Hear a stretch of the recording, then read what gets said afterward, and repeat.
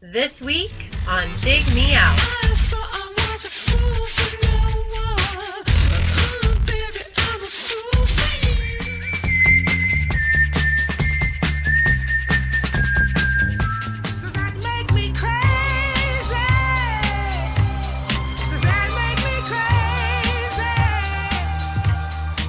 With your hosts, Jason Zia and Tim Minichi. Jay, we're back again with another episode thanks to our Dig Me Out Union on Patreon. Join the union to vote on albums, pick one to discuss with us on the show, get access to bonus episodes, and our private Discord community. Keep the podcast ad-free and make the next episode happen by joining us at digmeoutpodcast.com. Jay, we're doing the thing we've done, but differently. And that is albums of. We've done this before for every year in the 90s. That decade is covered. Yep. We've covered it. You don't need to talk about it ever again. We started doing singles last year in the 90s. Doing singles, which we'll do that again later this year. But we decided to transition into the 2000s, which we are also covering now. And because it's a look back, I think when we started, the look back 10 or was it? No, it was 20 years. 20 years, yeah. 20 years. So we're sticking with the 20-year format, and we're going back to 2006. And to help us do so, we have a full round table. King Arthur would be proud. We have a round table of all of our veteran podcast guests from Patreon. Eric Peterson, Marissa Bucksbaum, Keith Miller, Chip McKnight, Ian McIver. Welcome back, everybody. We've seen some of you recently. It's been a while for others. We always enjoy talking with you. I know you guys are going to have some great stuff to bring to our 2006 discussion. But let me ask you guys. I'm going to go around the room and ask you guys, where were you? What was your? Jay and I were in a band in 2006. We were both. Had you gotten married yet, Jay? Yes. Okay. That was a test and you passed. I mean, I'm the only one that knows that on the call, so I could just say yes. You could just lie. Yeah, so it's crazy to think about the differences. Twitter, this is the first year of Twitter. Twitter was launched in 2006, in case you want to know how long ago this was. Also, this is the year that Google bought YouTube. YouTube had just sort of existed for a little bit. What was it, 2003 or 4 that it came into existence? I don't remember exactly, but Google bought. And then this is also like, what else? They declassified Pluto. That was the other thing that happened this year. So let me go around. YouTube would have been 2005 because it was after the Janet Jackson, Justin Timberlake Super Bowl. Oh, that's right.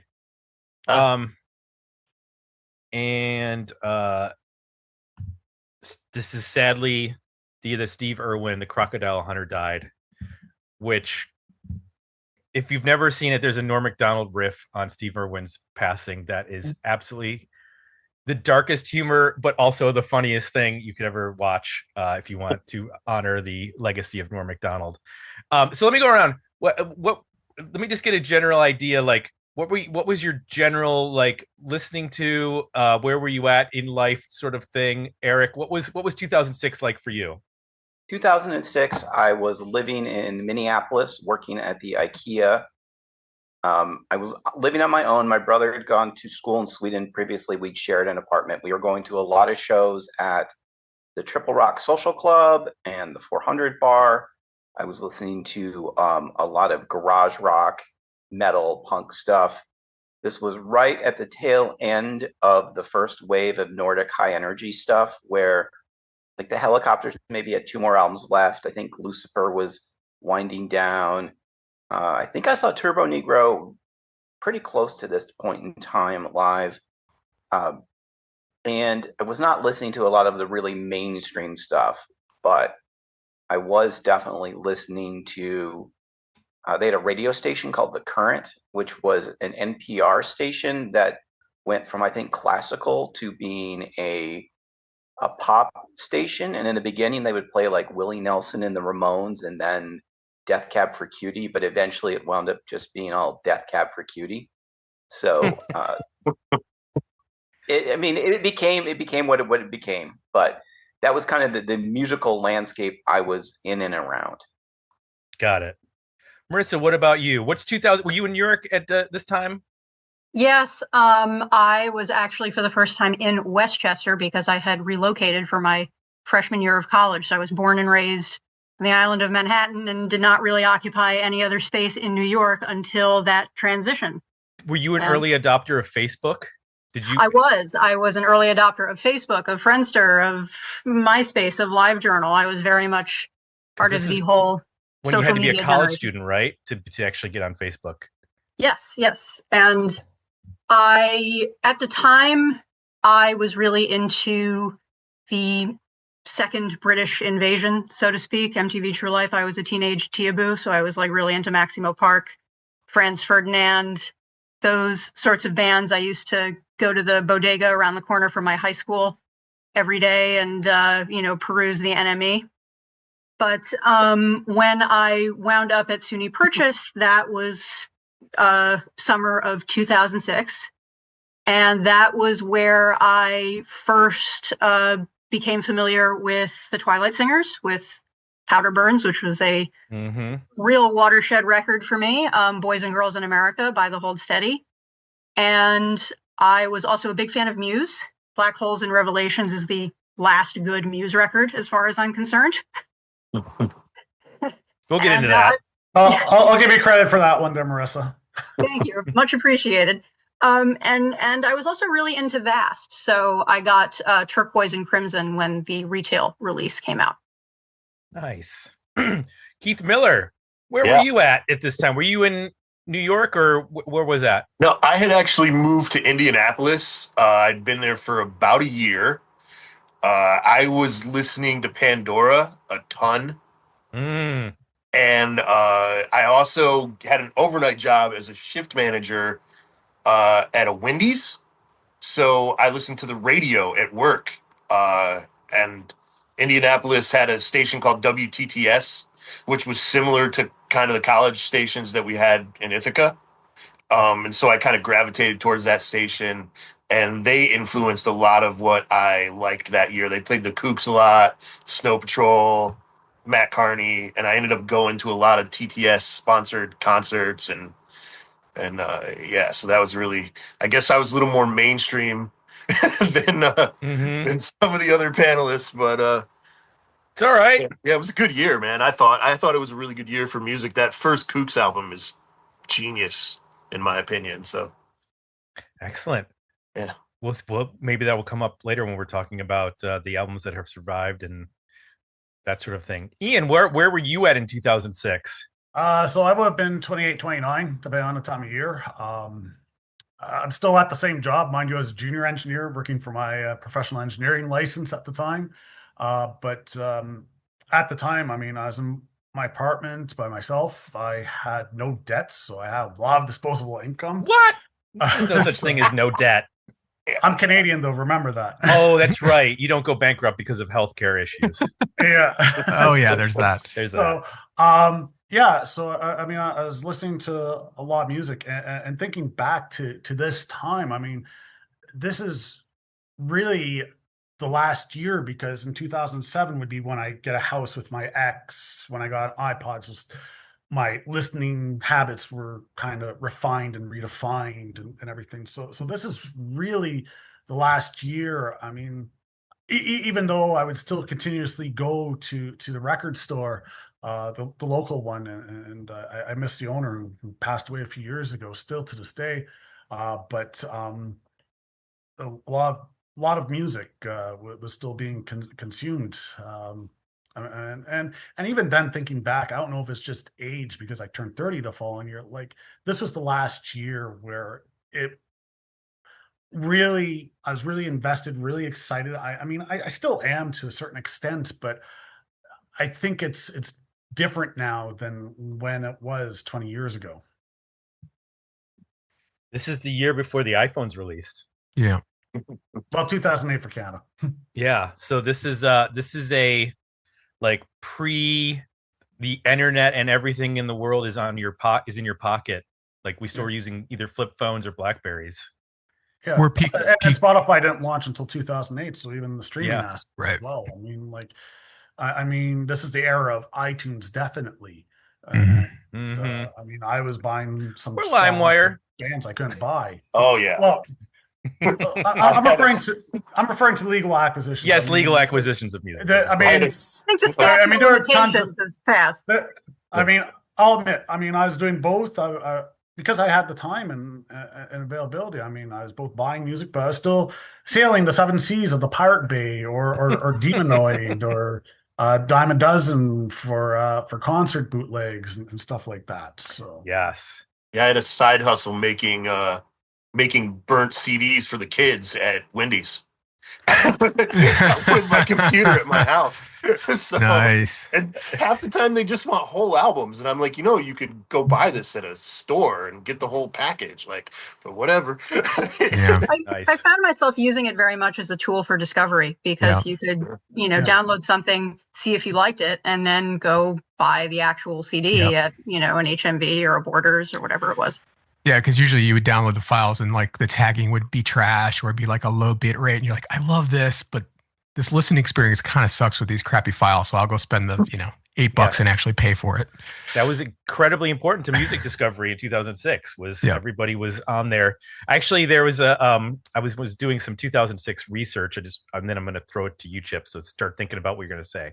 But on Reddit, there was a describe the year 2006 to someone who has no memory of it. So someone who had been like too young to remember what 2006 was like. And there was a post that I have to share. It's by Poop Monster 35. Please ignore the name. All right. But this is what they wrote, and the I thought, wise sage Poop Master. yes, this is the sage memories. It says, you've got a family computer. You're downloading the Black Parade on LimeWire, praying you don't download another virus. You go to your MySpace page and reorganize your top friends. Tom is always number one. You mess with the coding on your profile. This time, we will all have all black glittery borders and red font on black background. Can anyone read it? No, that's not the point. Don't forget to update your MySpace playlist. You plug in your digital camera and upload 100 photos to PhotoBucket. You name the album Random Weird Stuff. Post song lyrics as your status. It's late. Adult Swim is on. The first episode of Metalocalypse just aired. You're a 13-year-old goth kid and no one understands you. That sounds like 2006. I'm not a 13-year-old goth kid, but like, yes. That sounds more emo than goth. I'm sorry. I do have to object to that. Also, I think this is the year of That's What She Said. Nice. I believe that's the year. Chip, you mentioned earlier about Done Waiting and stuff like that, but where you're still writing for several publications at this point about music? Yeah, so 2006, the third of my three daughters was born in 2005, so spending a lot of family time, not going to as many shows because I had three kids under the age of 6 at the same time. So listening to a lot of music when I could sneak that in. I was writing I had my own website that was on its kind of last legs called Swizzle Stick. I was contributing heavily to donewaiting.com, and I was writing for two magazines, Wonka Vision magazine out of Philadelphia and Scratch magazine out of LA. 2006, I believe, was my first ever cover story for a magazine that you could buy at a store, and that was for that Wonka Vision. Not that it was at every store, but I interviewed Silver Sun Pickups for that magazine, and that was my first ever cover story. I actually had done an interview with Brian, the singer, and after the interview was done, it was only a 20-minute interview, and it was only supposed to be like a page-long article. And after the interview was done, realized that the recording didn't work. So I called the publicist, and the publicist was like, just send me, just write down what you can remember, paraphrase, whatever you want to do, and I'll just send it to Brian, have him approve it. And I let the magazine know that, and the magazine was like, since the time that you booked this and now, like, Silver Sun Pickups is blown up and we want to put them on the cover, and so we need like a 4-page article. So I was able to actually redo the interview and get a 4-page article out of it. So Nice. yeah, Phew. so doing a lot of writing, trying to sneak in shows when I could and not leave my wife at home with 3 young daughters, but definitely my live attendance dropped. This was also a time when, because I was writing and it was a little bit before the publicist sending links to download and stream stuff, I would come home from work every day and there would be a stack of yellow padded envelopes with CDs from record companies. So my CD collection was huge. Out of the stuff that I was receiving, I was listening to probably very little of it. And a lot of it didn't appeal to me, but I was still getting a ton of CDs in the mail. Nice. CDs in the mail. Yeah, Yep. I will admit I'm a reformed eBay addict still from this time. It would have been 2007 when I got the house when I stopped because I didn't have the money. But I mean, I was still ordering tons of out of print stuff or stuff from Europe. Obviously, 'cause my tastes are more European than North American. So I mean, like, yeah, I was right in eBay still. Yeah, I Well, spent yeah, I was. half my check on eBay. I had a really cheap apartment in the crappiest neighborhood in Indianapolis, and I was a manager, so I had a little bit of extra money. But Jay, what were we up to in 2006? We were very busy with the band, I think, at that time, seeing a lot of shows and being creative. When I look at personally what I was listening to, I was really struck at how much of this I know. I mean, really, really well. Like there was a lot of albums here I invested a lot of time in and really loved. And I think that has to be because it's the year before the iPhone and a couple of years before streaming really takes off. And I'm pretty sure the majority of these albums I'm pulling out, I paid for on iTunes. You know, I bought the MP3s through there.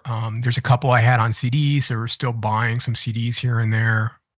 Like Muse is a good example. I'm pretty sure I bought that on CD. And then there's like a mix of a lot of really obscure stuff. I think that's the other thing I'm seeing is very little of what I'm listening to. A lot, most people are going to know. It was not popular at all. And I think it's just peak internet, like either file sharing, blogs. There was an MP3 service I used. It was like a subscription service where you'd get like a monthly allowance that you could go and you'd Rhapsody? eMusic. eMusic. Yeah. eMusic. I did the same thing. Yeah. And I would discover a lot on there. You go through their playlists or whatever rankings.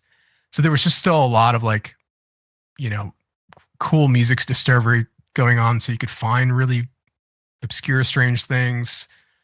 I think playing in a band helps with that too, because you would either play with bands or hear bands on bills or whatever. So, I haven't compared every year after this, but boy, it sure feels like maybe this is one of the last years where like I was deeply invested in a lot of these albums. I feel like now when I listen to a record, it's like if I get 5 listens in, that means I really like it. And these are like, they were on my iPod, and I would just play them every day on the way to work. That is a great point because I feel like looking at a lot of the albums and we can get into all these albums in a moment, but I feel like a lot of these are the cutoff between me buying the CD versus the digital. For like the next album by the band, I go, oh, well, I'll just get the MP3s for it and put them on my iPhone. Whereas this year I see so many that are literally the last album that I own by the band physically. Yep. So this is a real, and that's kind of part of the reason why I wanted to go around the room, because like this is a very pivotal year, I think, in terms of music acquisition and how we listened to music, transitioning from light digital, sort of Wild West digital, into we are now fully like carrying our music around with us. Yeah, that touches on what I said with mine. I mean, I'm looking at my background. I mean, even still, this is before the vinyl resurgence. I was still collecting vinyl. I'm looking at, about 4 or 5 of my cubicles that I have are still from vinyl that I still had at that time. And unfortunately, the resurgence just made it so much more freaking expensive. Let's go around the room. I want to ask everybody. We, in prepping for this, I'm sure we've all gone back and listened to things that you sometimes you don't even have to listen to them. I know that record. It's on my list to start with. And then there are other things you're like, oh yeah, that came out this year and I haven't listened to it in 20 years. what are the things that and you can give me like a top pick and then maybe a runner up of like, what are the things or the records that you went back and when you were getting ready for this and said, oh, this stood the test of time. This I put it on and it clicks the way it did way back in 2006 when you got this record or when you heard it for the first time. I'll start with you, Chip. What was an album that stood the test of time for you? So I was talking about that website, donewaiting.com, and I was actually able to find my top 10 2006 list that I posted then. And my number one album then, and an album that I have never stopped listening to, was the Damnwell's Air Stereo. Tim and Jay know this probably if you remember those days. I have there's certain bands throughout my life that I become absolutely obsessed with, and that's all I will talk about or write about. The first band was Warrant, the second band was Blind Melon, and the third band was the Damnwells. And so probably for like 3 or 4 years, if you were on Done Waiting, the message boards or on the website, there was a high probability I was writing about the Damnwells or posting about the Damnwells. So the Damnwells Air Stereo, it was their second record. I had been friends with the band, their manager, and I was introduced to them by Triple Fast Action's Wes Kidd, who was their manager. And they had given me a link to an FTP server where Alex, the singer, would upload songs in various states of completion so that Wes could hear them and try to pick out the songs that he wanted them to keep working on. And because of that, I probably have heard 200 Damnwell songs over the years. And so I actually, by the time Air Stereo came out, I knew most of the songs and had heard them in some sort of demo fashion at some point. But that is one that, yeah, I absolutely still go back to all the time. I love that album. All right. Ian, what about you? What's an album that has stood the test of time for you? Well, this is going to be no surprise to anyone. The first album I thought right away with 2006 would have been Frontline Assembly, Artificial Soldier.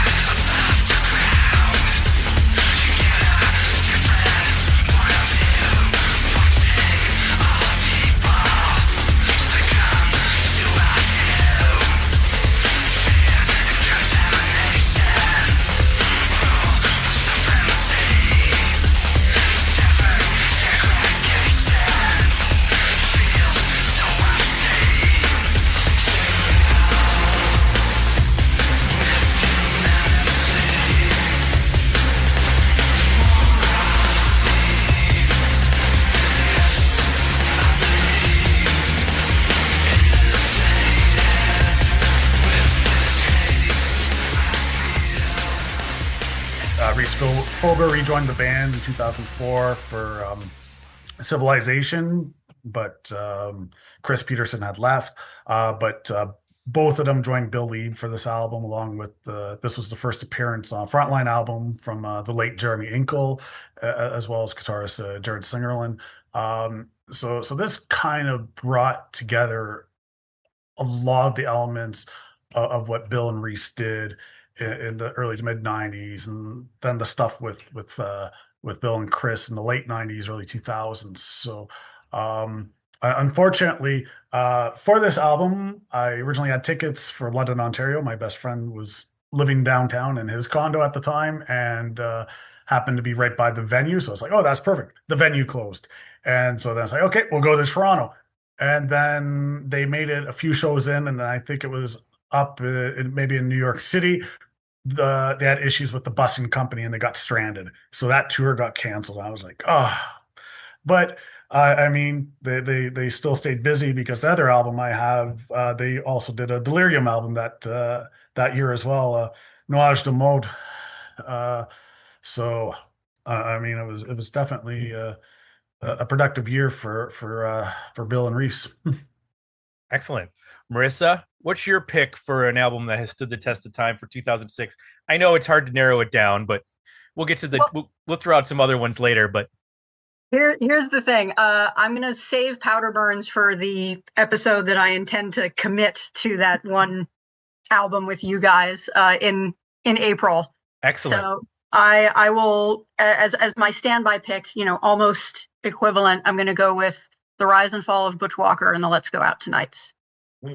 which I saw that it came out this year, and I'm like, I bet Marissa's going to bring that one up. yes, it is the because I was originally a Marvelous 3 fan and also really enjoyed Butch's solo work, but this was his solo record that really, I don't know, spoke to me. I guess it's an album that topically still feels relevant even now, 20 years later, because so much of it is about kind of performative leisure and luxury and excess in a major city, which is a situation that plenty of people who are 20 years my junior can, I'm sure, relate to. And it's very much a Los Angeles album. I feel like this was Butch Walker kind of consolidating his feelings on being an Atlanta expat to Los Angeles. And yeah, it's beautifully constructed as a narrative, and it's some of his best melodic work, I think, as well, in a very long time. Excellent. Keith, Yeah. what do you got picked for an album that stood the test of time from 2006?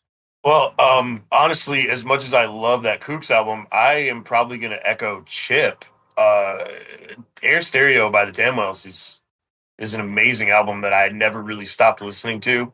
TTS played Golden Days nonstop, and I loved the song, and I ended up picking up that album plus all their back catalog.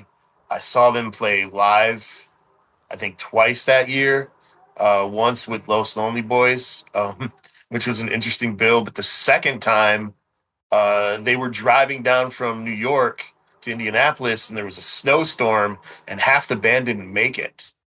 So Alex with like a guitar and their drummer opened for Blue October. They did an acoustic set, and it was really, really cool that they still like played for the fans and yeah, and just that album's so good. Like, it's just top to bottom, great melody, great subjects. Just, yeah, it's awesome album. I don't know if that was the same year, but they also, Marissa, did you ever see the Damwells? They opened for the Twilight Singers. They did a couple weeks with the Twilight Singers. I did not. My first Greg Dooley show, believe it or not, was the Gutter Twins in 2008. Oh, okay. No, that is an interesting introduction into the discography of Greg Dooley. Well, very cool one. I've been familiar with, the whole of his output by that point. It's just that the way that, kind of the dominoes fell is just that was the first show that I was able to get myself to. Got it. Eric, what's an album from 2006 that stood the test of time for you? So I'm going to go with Cities and Seas by a band called Branded Women from Finland. Very much like a loungy indie pop band, which I know is completely not my brand. Yeah. But it's just very chill and laid back, and about twice a year I'll pull it out and spin it. At this point in time, the whole Scandinavian rock and roll thing was definitely changing. Definitely things were getting a little more mellow. Some of the bands had broken up or had splintered. And so because I was immersed in that, I would start to hear other bands from those regions. And especially Finland had a couple of bands that I was really into at the time. And this is the one that really just stuck out for me. Okay. Jay, if you had to pick an album from 2006, what would it be? There's so many. You can have one. I know. I'll do my best here. We'll do like a big roundup of other ones as well. But yeah, I think it's notable, like, though, that there's so many that when I went back through my list, I was like, damn, I love that. I love that. I love that. I love that. So I'll give some love to one that's probably the most obscure. It's a band called The Illuminati. The album's called On Borrowed Time. I think I found them because they were on Liquor and Poker Records, which had released Helicopters, Rock and Roll is Dead, and they also released Fu Manchu's album at that time. So I think I'm getting back in that mindset, which was also fun to try to put myself back in that position. Like, how did I get to this band and why did I connect with it? I think it's that moment that Eric started to talk about with like action rock and the Scandinavian stuff is like, okay, it had run its course a little bit. It was like, where are we going now? And some of these labels and bands that were associated with that, you start to see other things start to emerge. Those bands either evolved or different bands that are sort of adjacent. So this is a band that's got that sense of energy. It's very performance oriented. It's 3 or 4 guys playing the shit out of their instruments. There's no frills production. It's just a straightforward sound. But it starts to go into some places like almost like southern boogie rock feels. Parts of it feel a little bit like his voice. He sings. There's 2 singers. One of them kind of sounds like 38 Special or something. There's like soulful jazzy stuff going on. So you're hearing like this range of, either skill or influence that's maybe beyond what you would hear on a Glucifer album or even a Helicopters album. So, I think it's capturing all that for me at that time. And the end of it, revisiting it, it's just kind of classic, timeless. I mean, this album could have come out in the 70s. It could have come out in the 90s, 2000s. It could come out now. I think this is a one and done band. I believe they were from Toronto. They made this one album. Never found any. It's just a classic, like, mystery. Like, don't know anything about them. There's barely anything on the internet. They made one record that really connected, and that's it. That's all you get. They couldn't ruin it with a follow-up. So that's one that sticks out for me. I'll just mention, because I have to, it's part of my contract with the band. The Tragically Hip's World Container came out this year, and it remains a top 3 album for me. That was one I had on my list as well. So I saw them on this tour. It's a controversial record in hip world because Bob Rock produced it. It is much cleaner and more straightforward in the musical sense. You can tell, like, the guitar stuff was let's get some riffs going. Let's get some forward momentum. Let's get some just straight up rock songs going.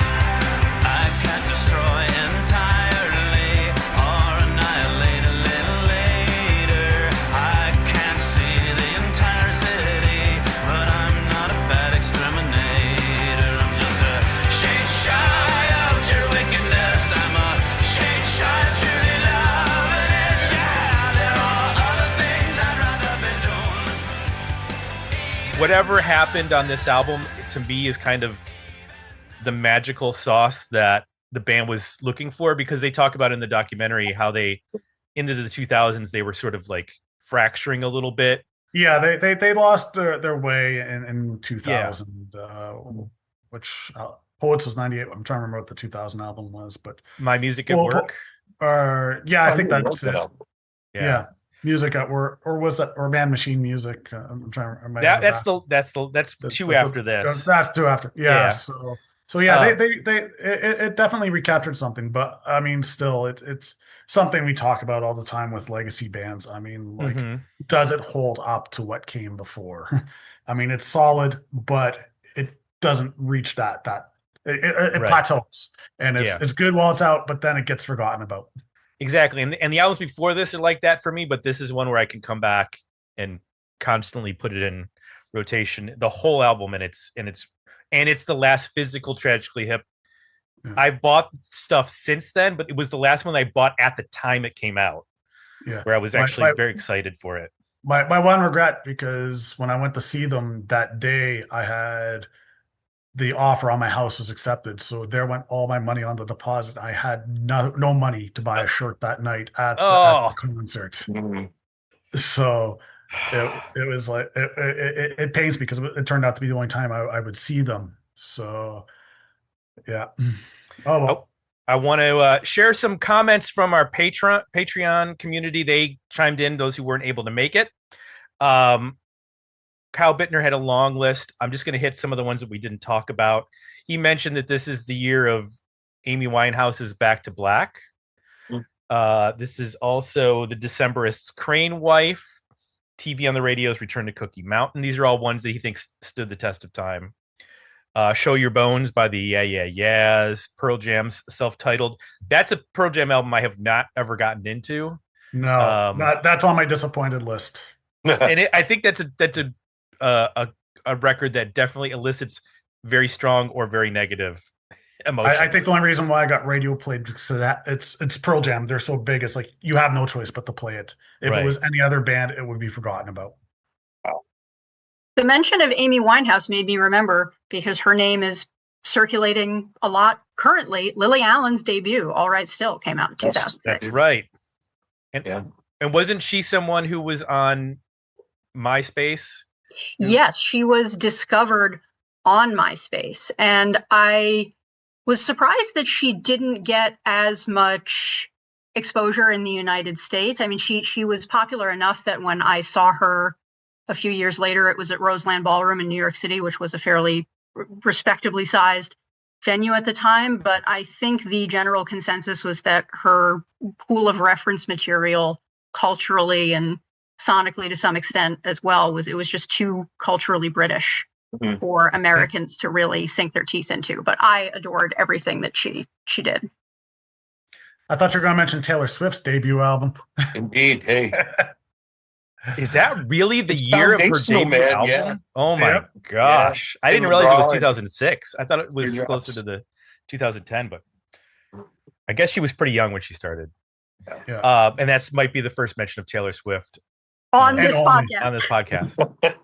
So make sure to put that in the notes, Jay, so we can get the Swiftie Army or whatever they're called.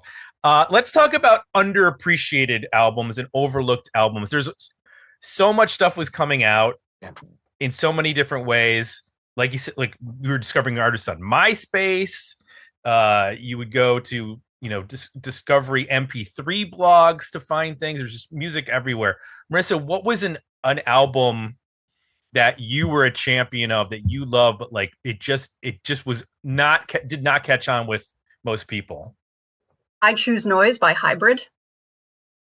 Okay. Now, that may be purely, they are a British electronic group. Oh. But I would sort of file them in the same family as like Uncle, perhaps. There's some big beat elements there. They are they produce electronic songs with the aid of an actual live orchestra. And the production talents of now his name escapes me, but he's a film composer, James Newton Howard. So there is a blending of the electronic and the organic in this album. I believe Perry Farrell guest vocalizes on one of the tracks. I think it's Dog Star. So there's some alternative rock elements as well. It's a very eclectic collage of an electronic album. I love it. I think it's fantastic.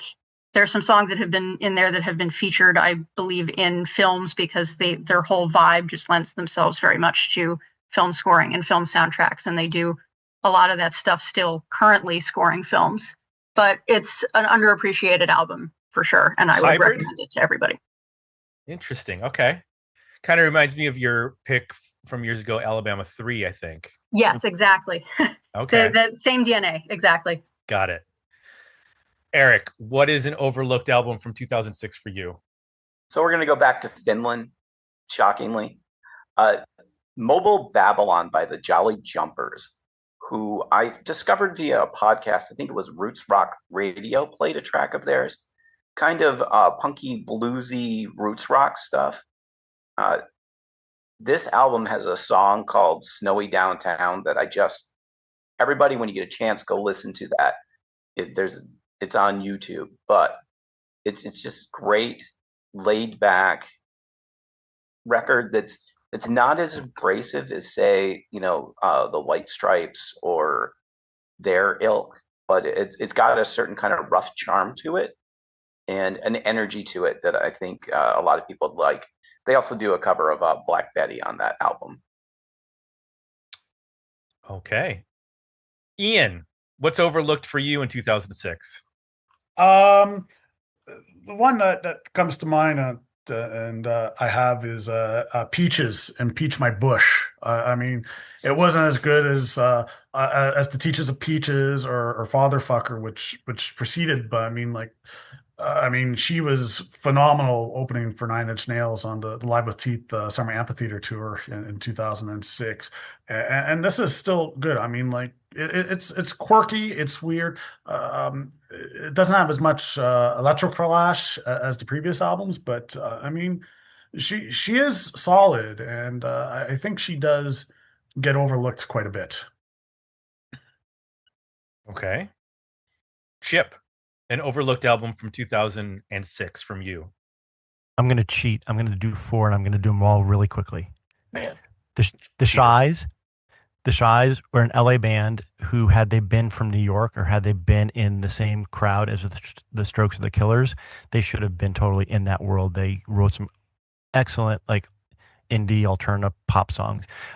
Model Actress, not the Model Actress that's around today that ends with the letter Z, but like Model Actress spelled normally, was 2 members who were in the band Other Star People. You guys reviewed that, didn't you?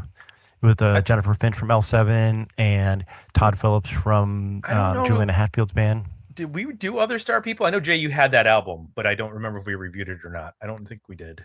I don't think so. Well, Model Actress is 2 of the guys from that band, Xander Smith and Todd Phillips, and it's very. I'm not deeply immersed in the Brainiac world, but it's sort of like that frantic pop kind of music. It's just an EP. That's the only thing they ever put out.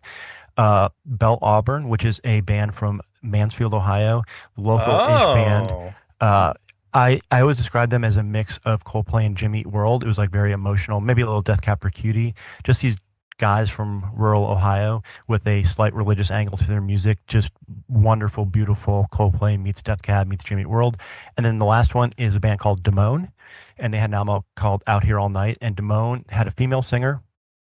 I don't know that they would say that they were a remnant of like the 80s hair metal sound, but they definitely had, like, they could have easily opened for like a Skid Row or a band like that. Like I said, I think that they would probably say that they were more of a punk-based band. But I met the band, but I met the drummer at South by Southwest, and we spent a lot of time talking about like the Bullet Boys and Trickster and that kind of stuff. So I know at least the drummer was a big 80s hair metal fan. So those are my 4. Got it. Keith, what's an overlooked album for you from 2006? So I just went with like the most obscure album on my list of 45 albums, and it's actually an album that I played for a lot of my friends and tried to get people to listen to, but there's a guy called Chords. He is a Swedish hip-hop artist, and he put out an album as his debut called The Garden Around the Mansion, and I am a big fan of Masta Ace, so I found the album by doing a search for Masta Ace guest appearances. This album popped up. I bought it. It basically sounds like a white Swedish Redman. And he actually has had a really long career in Sweden, but he never made any kind of a dent at all anywhere else, as far as I can tell. But it's a really cool album. It's really positive. Lots of songs about weed, which I don't do, but it's fun to listen to. So it's okay. You don't have to do the weed to enjoy the music. Yeah. Jay, what's an overlooked album or an underappreciated album from this year for you? I'm gonna go with the Fags, Light 'Em Up.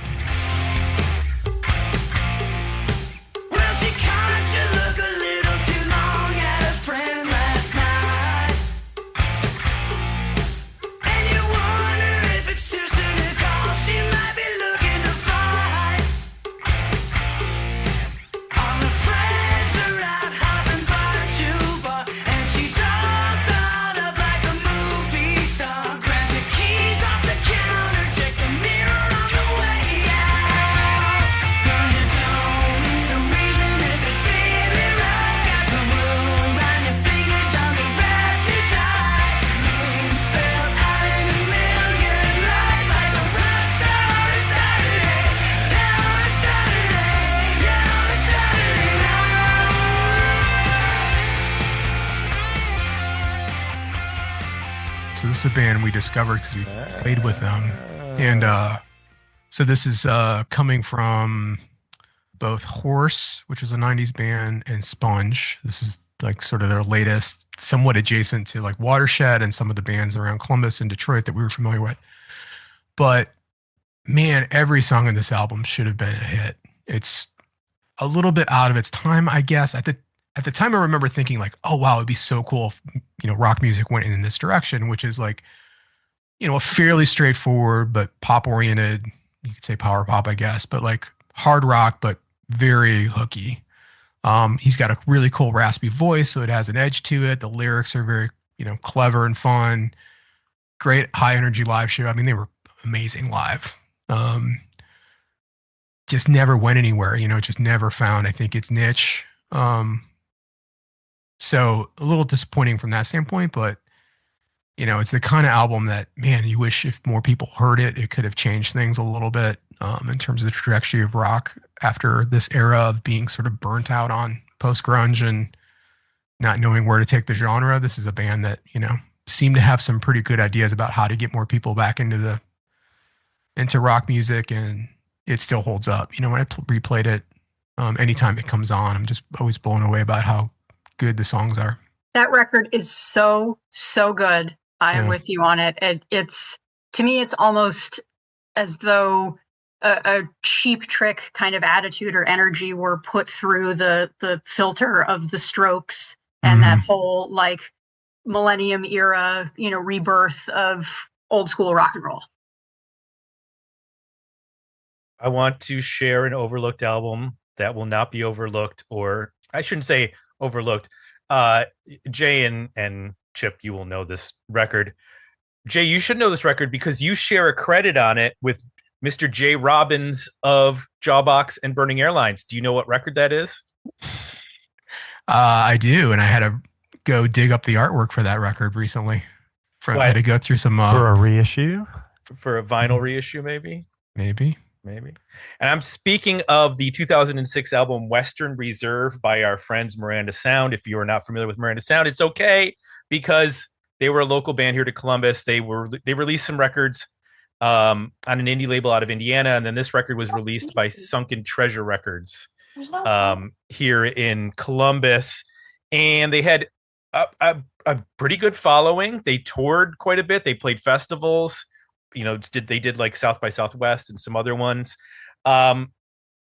Two singer band, which was not the thing at the time. Like that was their hook, I guess. You had two unique singer songwriters kind of leading the band with their own styles, and this was their I don't know. I wouldn't describe it as their like ultimate record in terms of all the ideas that they had coming together, but it's pretty close. Like every song on here, when I read the name of it, I'm like, I know what that song sounds like. I know the vibe of that song, and some of them are still like in a rotation on my big playlist on Amazon Music, which has like 2,500 songs.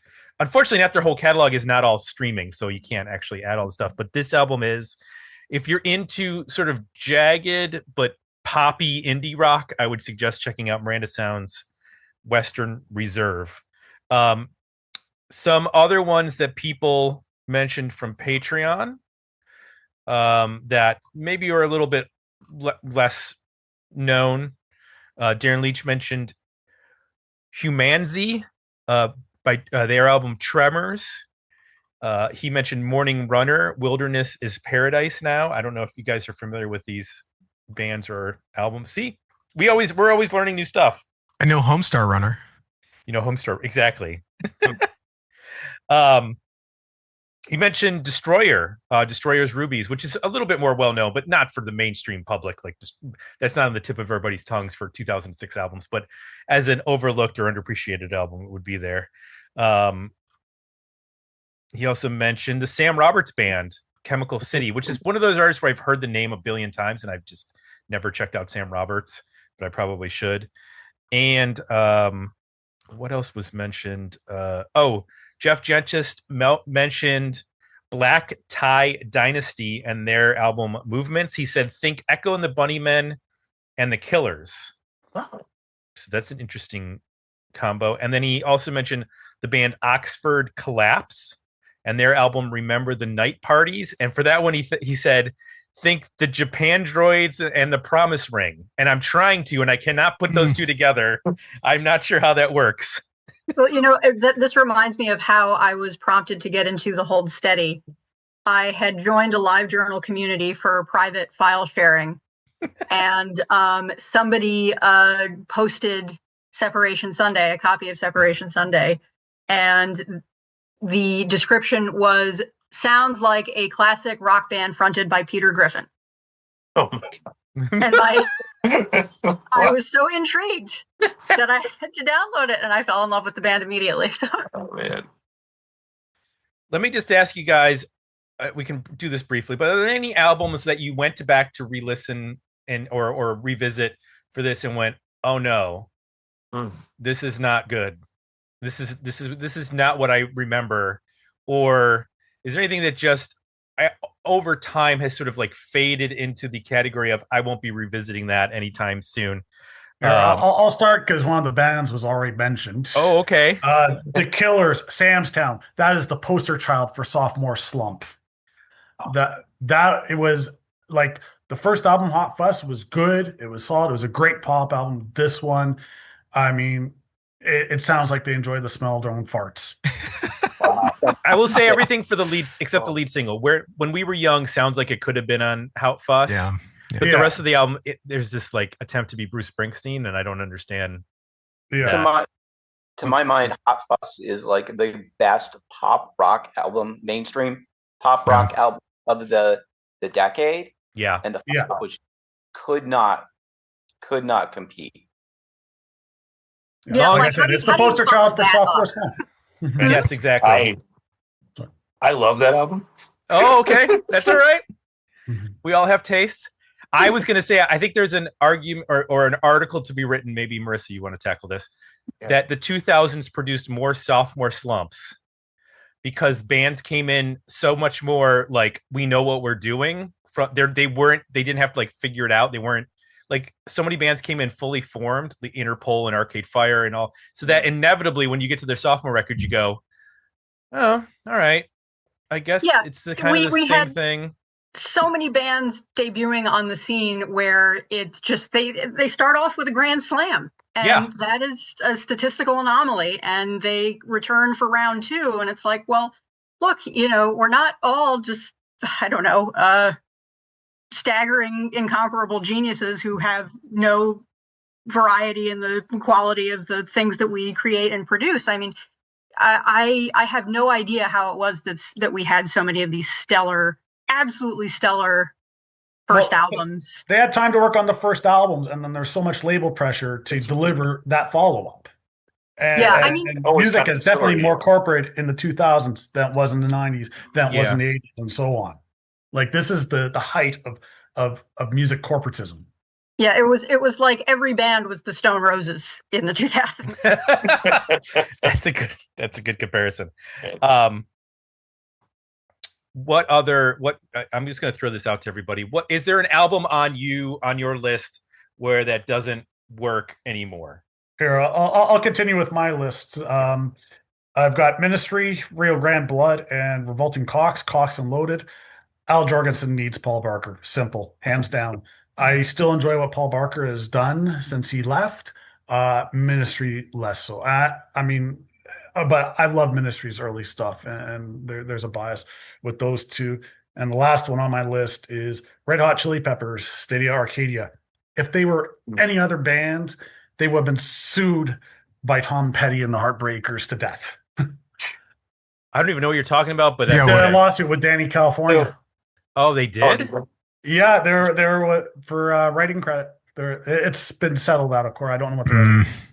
Is it because it's similar to Last Dance with Mary Jane? Yeah. But like I said, if they were not a big name band, they would have been sued to oblivion. Well, I mean, Tom Petty has also said, though, like with the Sam Smith thing, that he kind of takes it as a compliment when people lift his stuff subconsciously. You know what I mean? Like, because I think he was so ingrained in in radio, you know, that people kind of nick his melodies without even realizing it, you know? Yeah, Strokes but did it this crossed the line, though. brazenly.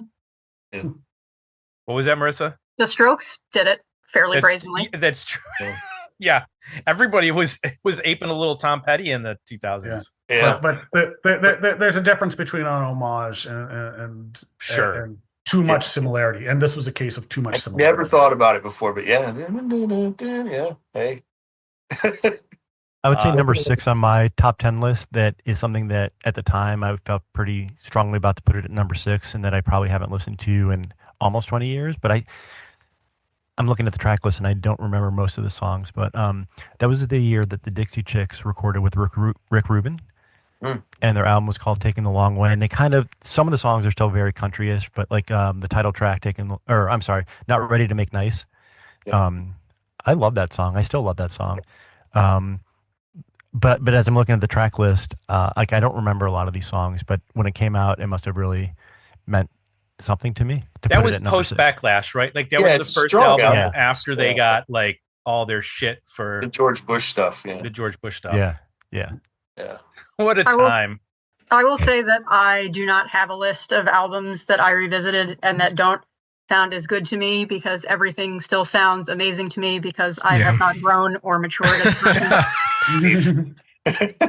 I agree. This was a year where it was tough for me to pick any out where I thought, the only one I could think of was like Tenacious D, but that was like, it's a comedy record. Oh, that's fun.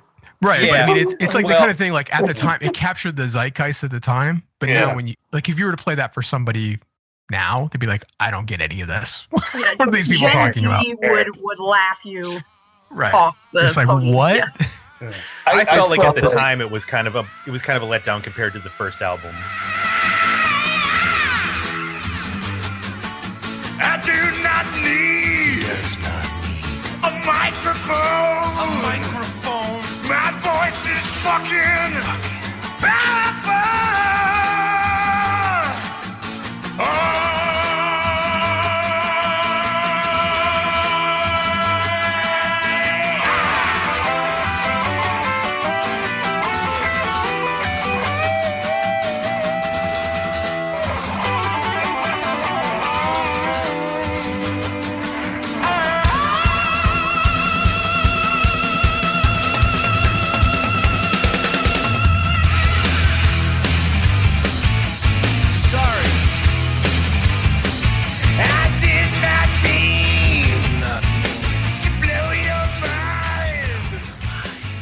But I felt like with the movie packaged with it, it kind of proved that Tenacious D wasn't just going to make one, you know, they were going to actually have kind of a splash on pop culture and stuff, you know? Because I think somebody mentioned this in Patreon, and I definitely bought the single on iTunes, but I don't know that I've ever heard the record, but Gnarls Barkley came out that year with Crazy. Oh, it's that was a huge song, but like I don't know that I've ever heard the rest of that record. There's a cover of Gone Daddy Gone on it. Yeah. Ben's tune. It's really good. It's a lot more forward motion on the record than you would think. It's just listening to Crazy. I like that album. I was a Danger Mouse fan already, and the Dungeon Click through Outkast. So yeah, I picked that up when it came out. I really liked it. Kyle Bittner had a few, which he put under what WTF was I thinking? He mentioned Gnarls Barkley. He put Muse under there, which I would disagree with. Yeah, Kyle, why would you do this? I feel like this is the last listenable full front to back. Yeah, I want to give that. album. Let me give that a love for a minute. This is the last great Muse album. I think it's great start to front, and it also has that. It's the time where they mix like some very straightforward singles, like Supermassive Black Hole, but then you have Nights of Sidonia on the end, which is like not a single. So you're getting like an album oriented thing from them that's not them trying to chase trends and singles and algorithms and everything they've been doing. They were always teasing like a hybrid of straightforward pop with their alternative rock origins. And this is the only record where they successfully blended the two and knocked it out of the park. Yeah. Everything else subsequently has been like, it hurts me personally. It feels like a targeted attack. Every time a new album comes out, I'm hoping to hear I know. and go back here or before, and they don't. So I know. He also Hey. mentioned Foiled by Blue October. I don't know that album or band. Writer's Block by Peter, Bjorn, and John. I don't know that I listened to that whole record. I know the song, the whistling song. That came out later, God. though. Was it? I thought that was on Writer's Block. I thought it was the following album, but I may be wrong. Stone Sour's Come Whatever. I'll be honest, I've never listened to a single note of Stone Sour. Shiny Toy Guns. Anybody know what that is? I don't know what that is. I know of them. I've heard them. I saw them on Spotify. I saw them in New York with a couple other bands. I thought they were fun. Got a big plan, this mindset, maybe it's right at the right place and right time, maybe tonight in a whisper or handshake, sending a sign, wanna make out and kiss hard, wait, never mind, late night in passing, mention it, flip to her best friend, it's no thing, maybe it slipped, but the slip turns to terror and a crush to like, then she walked in, he froze up, leave it to fright, it's cute in a way till you cannot speak, and you live to have a cigarette and these get weak. Escape was just a nod and a casual wave. Obsessed about it heavy for the next 2 days. It's only just a crush, it'll go away. It's just like all the others, it'll go away. Or maybe this is danger and you just don't know. You pray it all away, but it continues to grow. I want to hold you. Plus 44. Oh, that's the Blink 82 project after they broke up. Oh yeah, plus right. So That's it's the UK. so it's country 182 code. plus 44. So let me do No, the math plus here. 44 is the UK Plus- country code Oh, okay. when you're dialing on a phone. And then last one he listed was She Wants Revenge. Oh, that's on my list as well. That was a great debut album. They were great. They opened for Depeche Mode for the 2006 the second North American leg. Unfortunately, the following albums haven't really lived up, but this is very much influenced by a lot of the UK post-punk dark wave sound from the late 70s, early 80s, and definitely one that I go back to listen and recommend. So I saw Shiny Toy Guns in New York with Kill Hannah. That's who they opened for. Kill That's Hannah a put out a very record that year. 2006 band name. Yeah. Or band. Yeah. I have to say one album that I tried to like it at the time because I liked the debut, but this band had just lost me after the debut, which is the Mars Volta. I really liked the debut. I thought it was a really interesting blend of what At the Drive-In was doing with like, what if Santana joined the band? Yeah. And then they went so far into the weirdness on amputecture. I don't even know how to say that I was just like, I'm out. This is not for me anymore. I don't do enough drugs for whatever drug you need to take to understand what's going on here. So that is one that was it just did not stand up for me. Let's talk about maybe albums that came out in 2006, but you did not discover them until much, much later. And now you're like, how did I miss this? Or I'm so glad that we have the internet now where I can go find things from 2006. Eric, there must have been an album from 2006 that you didn't know. There has to be one that you didn't know that you found. Maybe it was in 2008 that you found it. What was something later that you discovered? So I probably knew about this, but I don't remember getting it at the time. It's the Matthew Sweet and Susanna Hoffs Under the Covers, Volume 1. Yes. Yeah, so good. Fantastic covers. This album, the way they do it is so unique and interesting, but at the same time, it's not so far deviating from the originals that they're unrecognizable. Mm-hmm. And they don't just go for the obvious cover. So this was all 70s songs, I believe. Yeah. Actually late 60s, early 70s, maybe. And it's just kind of a very chill record to listen to, which, when I look at my list of the things that I was into or that still hold up, there's a lot of them that are more laid back and chill. And there's an awful lot of them that are actually women fronting these bands or co-fronting these bands. So Keith, what's an album from 2006 that popped in your radar much later? Robbers and Cowards by Cold War Kids. When I found out that that album was so old, when I first heard "Hang Me Out to Dry," I was like, "Wow." I didn't pick that album up until much later, and it's one of my favorite albums from the year now. Just ton of emotion and strong songwriting and hooks where you don't expect them. I think that's one of the coolest things about Cold War Kids is like you hear the melody in weird spots with them. So I really love that album. Yeah. Marissa, 2006, Late Notables Bloomers. and Nobodies by Ivory Wire. They are the band that Dovetail Joint became. Oh, that's right. I love this band. I love Dovetail Joint. I wish that they had gotten bigger than they were. I would do anything to see them live.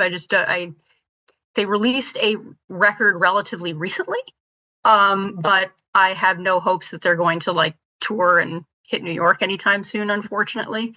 But it's really just quite straightforward indie rock music, but something about it just is he's the principal songwriter. Gladfelter, I think is his last Charles. name. Yep. Yeah. He's got an incredible sensibility for just a great guitar hook, and I love the guitar tone that he achieves. It's very beefy, and I like that. That album was mentioned in Richard Waterman's list of notable 2006 records. So it reached across the pond. Ian, what's a late discovery for 2006 for you? Unfortunately, I don't have one in my list. The closest would have been a late 2005 release because it wasn't released in North America in 2006, and that would have been Goldfrapp, Supernature. I mean, obviously, I knew them well beforehand with Felt Mountain and Black Cherry because they're on Mute Records, and there's podcasts about my love for that label. But it didn't come out until North America in January 2006, and here I am still ordering stuff from Mute in 2005 for Depeche Mode, and I'm like, I should get, maybe I'll wait, but no, I waited until the North American release. The only unfortunate part about that album, and it's something we didn't touch upon about 2006, is that it still had that. This is the end of that Sony copyright CD protection. Oh, and that fun. So when I got my iPod the following year, I had to buy the album again on iTunes because I couldn't rip it into iTunes even. Yeah. This was I don't know about anybody else, but there were a lot of interesting, like, I never listened to pop music is like a main source of music. It was just like sort of in and out of things. But that Ooh La La by Goldfrapp from this album, I know it's from 2005, is like a killer pop single. This is my favorite album of theirs. I mean, like, I mean, I love what she's doing solo now. Since Allison and Will are on hiatus, I hope they come back because there is just something magical about the two of them working together. Chip, late discovery from 2006? This is a band that I think is critically acclaimed that probably most, if not all of you know, have seen, like, that I did not start listening to until about 2022 or 3 when an advanced copy of their newest album dropped in my inbox, and I was listening to it and I was using it a little bit as a brag to some people on a Slack music group I'm in, because I know that they're all fans, and I had never spent a lot of time with this band. Band of Horses, Everything All the Time. Okay. I did not listen to Band of Horses until 2022, 23. I might have listened. I might have heard a song here or there throughout the years, but nothing that stuck. Even The Funeral, which is on this record, is something that, like, when I heard it in 2023 and kind of did my dive into Band of Horses, I'm like, I don't recognize this song at all. But they have since become one of my favorite new old discoveries. Have a ticket to go see them next month in Cleveland to see them do the 20th anniversary of this tour, and then they're touring this summer with Dinosaur Jr. and doing this album as well, and I've got tickets for that. So Band of Horses, Everything All the Time. Like, it's not a super obscure album and most people know it and love it, but it was new to me. Okay. Jay, anything from 2006 that you've discovered afterward? I don't really see anything. I think I was pretty much looking at the time and forward at this point. The only album I could come up with was The Bronx, and then I realized it came out in 2003. So bad tagging. Got it. There's a couple records, but one that I didn't discover until much later was Jay Dilla's Donuts, which is a hip hop album. It's entirely samples. That Jay was an amazing producer and assembled this crazy record. It's so good. But the one that like I never would have discovered it at the time because I don't even know if it was released in the United States. But thanks to Bandcamp and like recommendations, this is going to sound weird. So this is a jazz band from Denmark, but they play jazz like it's a punk band. It's called Getachew, Mercuria, and the X. And the name of the album is Moa and Bessa. And I don't know how to describe it other than like it sounds like the dudes playing like on a Mingus album, but are like also playing in a punk band at the same time. Like it's distorted and loud, but it's somehow still just jazz music. It's just one of the weirdest things I've heard, but also somehow cohesive and really interesting. So Getachew, Mercuria, and the X. Go find that because it's weird and fun.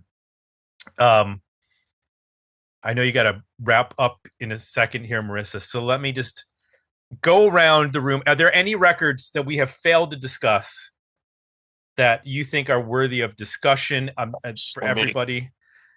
Marissa, I'll start with you because you got to leave in a second. Anything we missed? First. I think I volunteered everything that I can conjure from the surface of my brain and consciousnly, so go for it. All right, Ian. Okay, I'll go through my list. So first is Tool, 10,000 Days. I really enjoy it. Not as good as Anima and Lateralis. I still await a proper follow-up to this album as well, 20 years later. So the last one did not cut it. But that's the first one. There's Lucina Coil, Karma Code from Italy. Is that how you say that? Okay. No. I said Lacuna. I thought it was Lacuna. Okay. Sorry. No, I don't know. I have no idea. Like Lacuna. Yeah. I've got a bit of Lacuna Matata. Yeah. Gary Newman, Jagged. So this continues on and after Pure in 2000, where he's gone in a far more industrial sound. This one staggers a bit, but continues to refine, and he continues to release great albums to this day. Suicide Commando, Bind, Torture, and Kill, Belgian EBM band. This is going to be a bit off the beaten path, but Weird Al Yankovic, straight out of Linwood. Yes. Known for its White and Nerdy cover or parody, sorry. The other thing is just stuff that was continuing to go from 2005. Obviously, I mean, I just don't focus on albums. So 9 Inch Nails was still touring. They had the Every Day is Exactly the Same single, which was kind of marketed as a remix EP because The Hand That Feeds and Only weren't released in North America. So I had to get those from Europe.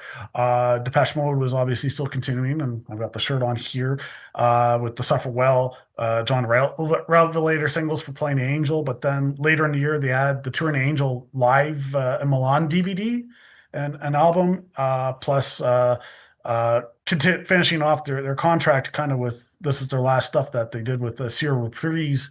Martyr, that single for the Best of Volume 1.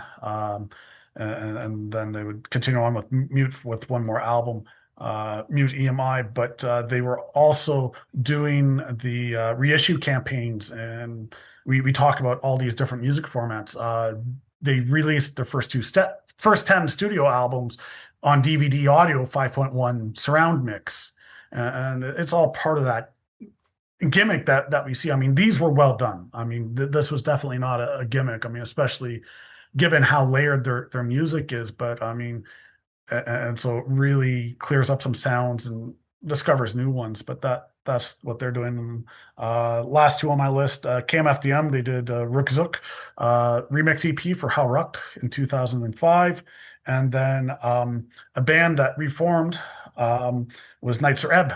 in 2006. They released the Payroll single. I mean, Industrial Complex won't be released until over 3 years later, but they also had the Body of Work compilations. So that they reformed and so and then continued to and they still do after Douglas McCarthy's passing last year. So those are the rest of the albums on my list. Okay, Mr. Miller, what do you got? What do we mention? Okay, so my list is massive, so I'm going to try to just trim it down. Trim it. Okay. Costello Music by the Fratellis actually was released in 2007 in the United States, so technically that's a 2006 album, and I love that album. Tired of Hanging Around by the Zootons, which Amy Winehouse later covered the song Valerie, and a lot of people don't even realize that's not her song, but the Zootons record is brilliant. Pink Spiders, Teenage Graffiti. I love power pop. I love garage rock, dancing around the house. It's a great album. The Gothic Archies, Tragic Treasury is a soundtrack to the Lemony Snicket books. And it's like Gothic folk rock. It's really, really cool. Let's see, the Wreckers, Michelle Branch doing country pop. Punk Goes 90s Volume 1 came out that year. Twisted Sister's Christmas album came out in 2006. I don't know. I guess G Love and the Special Sauce Lemonade. I'll stop right there, I suppose. But there's so many. It's like... Sure, and we have some lists on Patreon that I'm sure going to cover some of them. Eric, what about you? Okay, so the Pipettes, We Are the Pipettes, kind of fun throwback girl group stuff. The Long Blondes with Somebody to Drive You Home, which is British indie rock. The Charms with Strange Magic. They were kind of a garagey power pop band that were on Wicked Cool Records. I saw them on the Little Steven Underground Garage Tour. They were great. A mini album by a band called Mistreatment from Helsinki. They were an offshoot of the Patsy Walkers. Very psychobilly power pop band. One of the, I think, the major releases from 2006 that people will know that we haven't mentioned is Fox Confessor Brings the Flood from Neko Case, which I feel like was one of her big breakout albums. So people know that. Nickels and dimes at the 4th of July. Roll off in a crooked line to the chain link locks where the red tails die. Oh, how I forgot what it's like. Hey, when she sings like she runs, moves like she runs.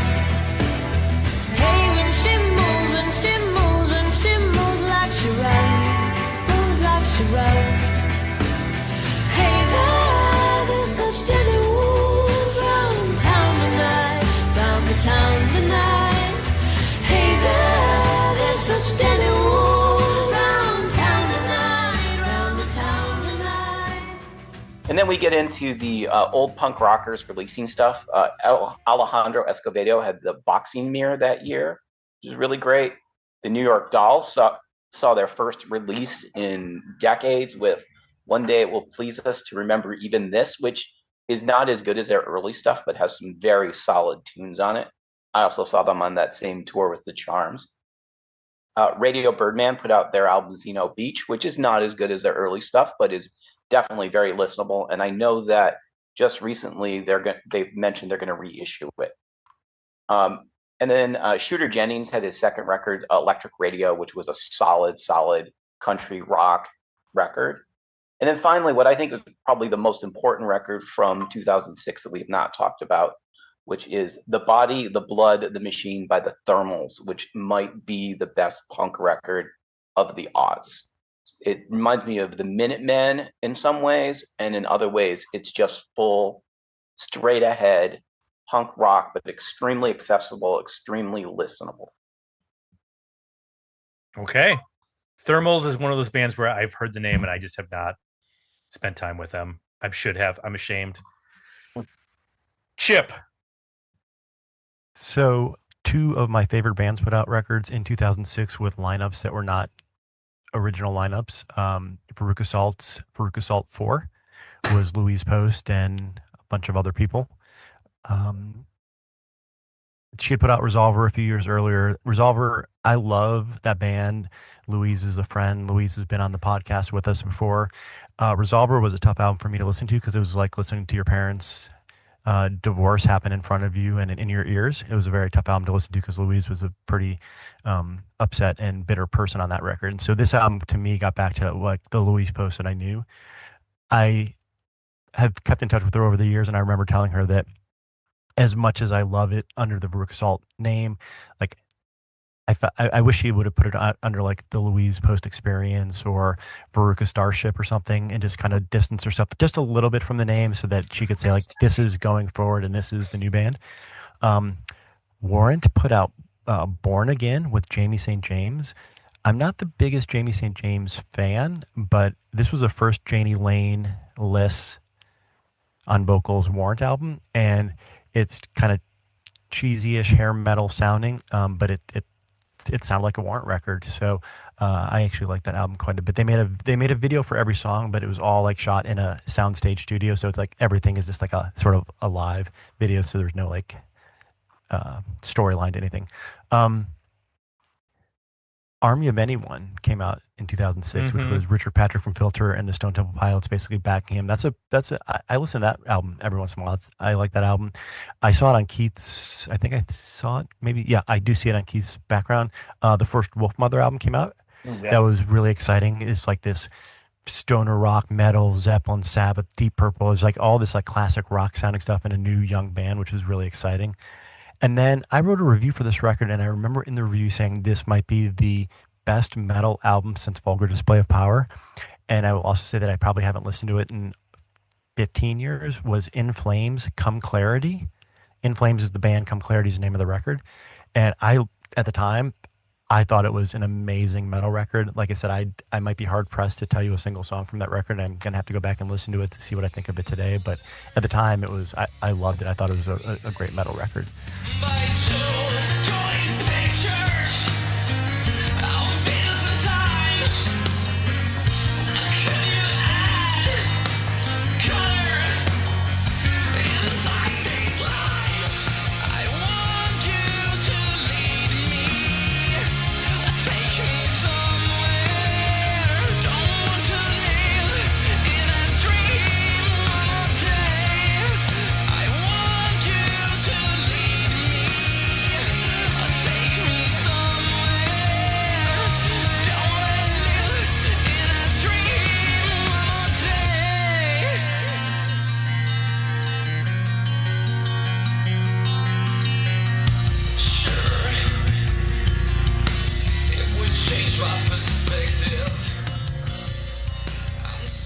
I think everything else got talked about. The two other quick ones, Columbus, Ohio-based bands, the Pretty Weapons, which are sort of like a stonerish desert rock metal band. I don't even know if their stuff is available. I bought a CD.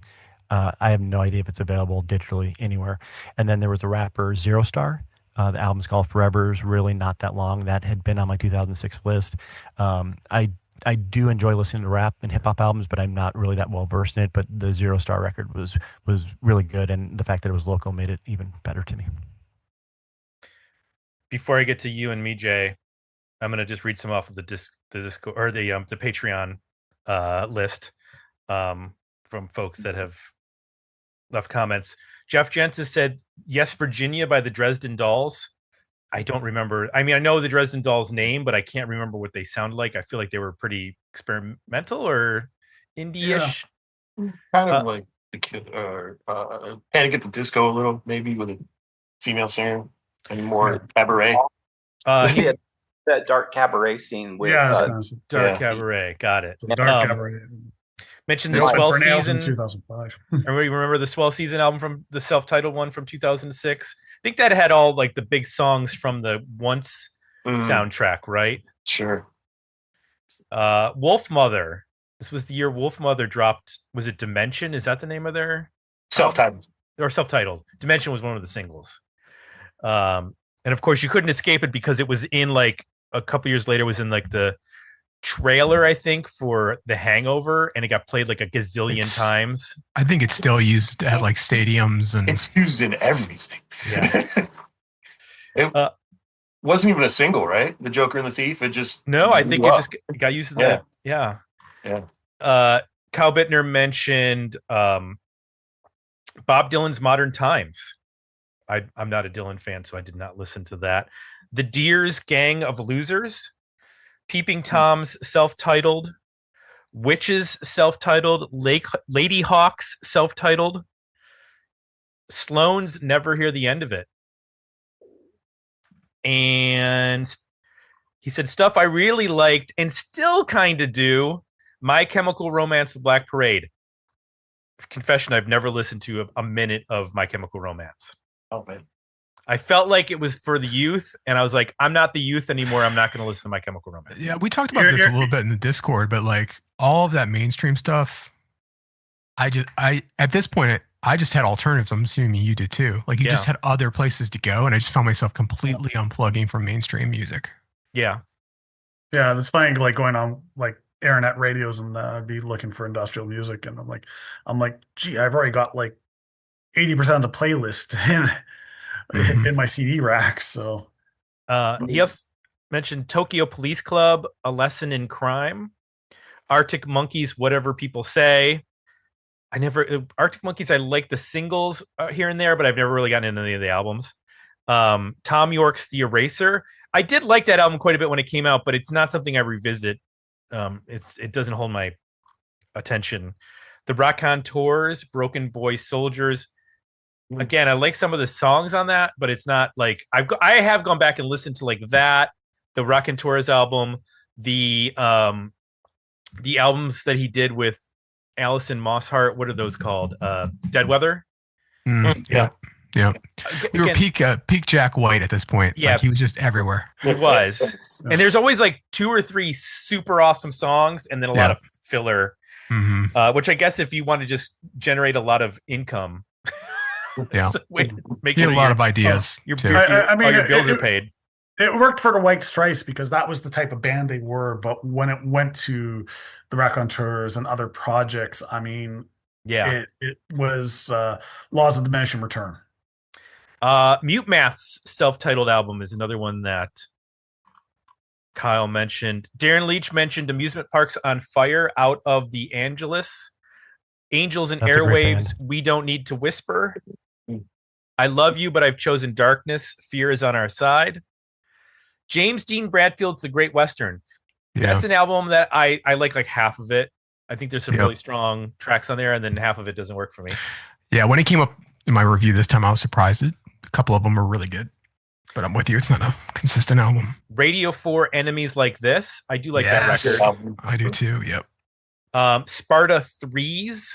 I remember liking the first Sparta album a lot. I don't remember in 3s or the 3s album at all. And then Richard Waterman mentioned Trail of Dead's So Divided. David Gilmour's On an Island. Deftones' Saturday Night Wrist. Raising Your Voice by Hammock. Kevin Cottigan, 1,000 Yard Stare. The Panic Channel. Good album too. The Pure Reason Revolution, The Dark Third, The Revolution Smile, Summer Eve, Roger Joseph Manning Jr.'s Solid State Warrior, Ty Tabor's Rock Garden, The Black Crows,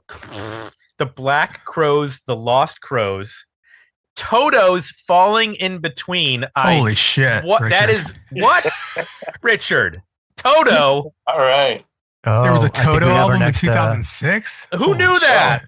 Who knew that? No, Richard did. I think this is our Spinal Tap reference here. Yeah. I think that's a good suggestion for a surviving the 90s. I want to listen to that album now. I do too. I'm just like, what's going on there? Be careful though; it's Richard recommending it. Yeah. Let's not besmirch Richard's picks. And then he mentions the vast album Crimson that Marissa mentioned earlier. Jay, is there anything on there that I didn't mention or that nobody else has mentioned that you think was worth mentioning? Yeah, I'm going to give you 3 buckets. So this is a great period for heavy music because it goes, I think, completely underground, a lot of the good stuff. You don't see as much, at least I didn't, in like the charts. And 3 albums that pop for me: Priestess, Hello Master, another Canadian band. Awesome album. It's like it's got the guitar tones of like a stoner rock, but it's way up tempo, high energy. It's got some really good like hard rock riffs and songs, good songwriting. The Sword, Age of Winners. I'm a big Sword fan, so this is like their first album, and really, to me, sets a whole new direction for sort of heavy, sludgy rock. Iron Maiden's A Matter of Life and Death, to me, is a very underrated Iron Maiden album. It kind of gets lost in the later era, but it's not as proggy as the last 2 albums. So if you want to hear stuff that's a little more melodic and concise and you like Maiden, don't forget about that one. Then there's a bucket of like just good hard rock, kind of classic influence, but interesting. 2 of them that popped that I haven't talked about. One would be a band called Earl Greyhound, and the album's called Soft Targets. It's kind of a little like 70s soul with high energy, guitar oriented riffing. Really cool production. It's like very vintage, kind of 70s sounding. Another one is Danko Jones's Sleep is the Enemy. It was a band that like at the time I was like, damn, this band's going to be huge. Like it's fun. It's, it's kind of action rock adjacent. It's really accessible. They're great live. Didn't really work out that way. I know they do well in Europe, but did not work in the US, but it's still a really good album. Little fun Danko Jones note. He is in the new video by Skid Row bassist Rachel Bolan, who's putting out a solo record, and Danko Jones sings on that song with Rachel. Oh, nice. Yeah, it's a pretty good song too. And the last bucket I have is this is also the era of the sort of in the Gang of Four revival styles. So you've got a lot of bands trying to do like post-punk danceable stuff. So a couple album we mentioned Radio 4, Enemies Like This. I think that's a really cool album. Another one is Gossip, Standing in the Way of Control. This is an album like listen to it now. I'm like, God, how is this not huge? Like great songs. It's all live, but it's all like dance music, but performed as a band. Amazing lead singer. So good. Control. We will live our lives.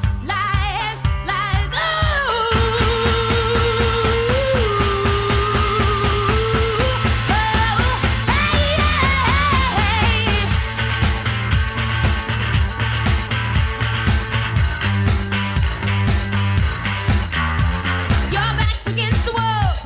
There's no one home to call. You're forgetting who you are. You can't stop crying. It's part not giving in. And processing your friends. You do it all again. You don't stop trying.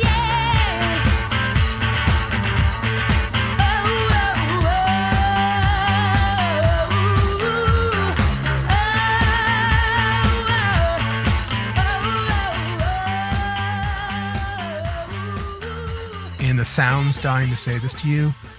Another band like kind of coming out of that Scandinavian type sound, but also doing something different. It's like more dance oriented, straightforward, female singer, great hooks. Just another place I think at this time where rock could have went and become, if some of these bands would have gotten some mainstream exposure, who knows what could have happened, but for whatever reason didn't happen. So that's what I got. Anything from you, Tim, we haven't talked about? I was going to say, for not getting bigger, I think the thing is that rock music, I mean, there was a huge renaissance in 2004 and 2005, especially with the state of U.S. politics, and kind of continued on to 2006, that the big names were getting all the limelight, but not so much. And before it started to transition back to pop music the following year. And I mean, the Rapture tried, Yeah, that's a perfect example. I really like one of their albums, and then nothing else clicked after that. You mentioned the Gossip, which I think was also an image thing, because this was peak, like, we're not going to let anybody that doesn't look the way we want them to look, which is why I think the Bell Ray, another band that did not break, who should have. This is peak Disney TV High School Musical. Like, Yeah. Debut Like I said, Jonas the- Brothers Is this album. the first soundtrack or the second one that came out in 2006? yeah. But like don't know. said earlier, this was like peak music corporatism. Yeah. Yeah. So image is important for sure. Yes, absolutely. I do want to mention that this is talking about the transition from physical to digital. This might have been the last time I bought a Prince album. It was 3121. It has some of his best cuts of the 2000s. And I adore that record. When it got reissued on vinyl, I bought it on vinyl. Secret Machines, 10 Silver Drops. I like that record. And Lightning Blue Eyes is, like, to me, one of the best singles of that year.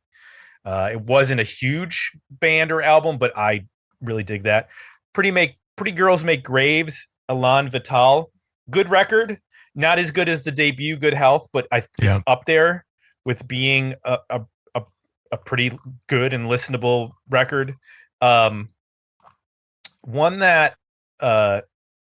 it didn't click with me at the time. Maybe we should have had this as a category, but Cursive's Happy Hollow. I loved Domestica and The Ugly Organ. Those are back-to-back fantastic records. Happy Hollow came out and I was like, okay, this is all right. It didn't stick with me, but I've gone back to it later, and I think as I've been rediscovering sort of the later Cursive stuff and figuring out, okay, what's working for me, what's not. It's when Tim starts to sing a little bit differently. He stops the emo scream and he starts to utilize his Good Life voice when he sings more of like a singer-songwriter voice. It's transitioning, and it's got some really just killer tracks on it. So that's a couple of them. I mean, there's a lot. Like, I enjoyed there's a Future Heads album that came out this year that's really good. It's not as good as the debut, which is just a trend of a lot of things that happened in 2006, where there were bands that we've talked about that really had strong debuts but average follow-ups. The Wigs, Give 'Em All a Big Fat Lip came out this year, and I feel like just for the that's Mission Control, which comes out next time.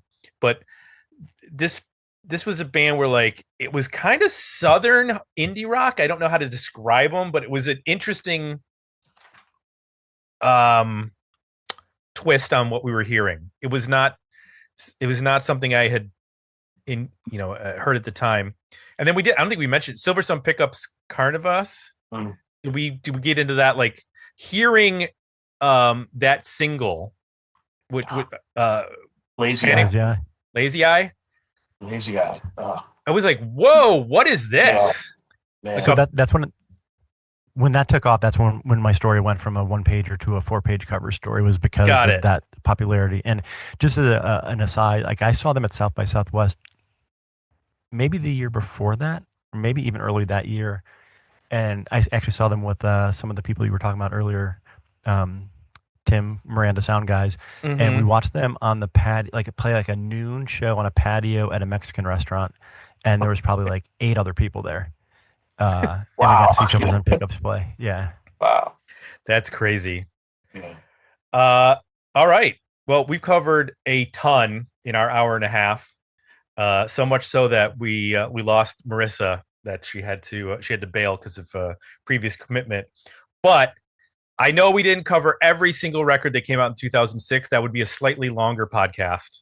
And if you want, like, the best albums of 2006, we're not declaring what's the best, or we're just talking about what our favorites are.